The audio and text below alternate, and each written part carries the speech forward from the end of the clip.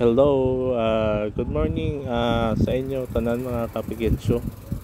Nandito ngayon tayo guys sa Villa Iloilo. Mayroon tayong activity dito, mayroong gaganapin na Parol de Gata. Siyempre guys, kasama ko yung fan natin, yung asawa ko, bali siya yung nagbibideo.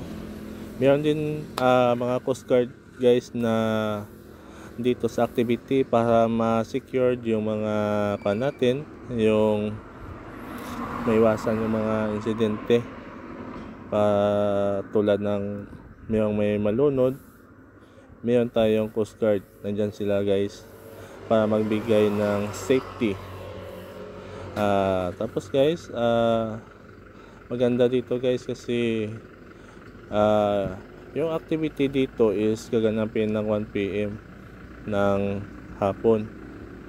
Kaya guys, yan, daming tao dito, daming mga dayo sa ibang lugar para makapanood ng Parol de Gata na activity. Yan guys, daming tao. At saka mayroon din dito guys na mga bilihan kung gusto nyo magkain.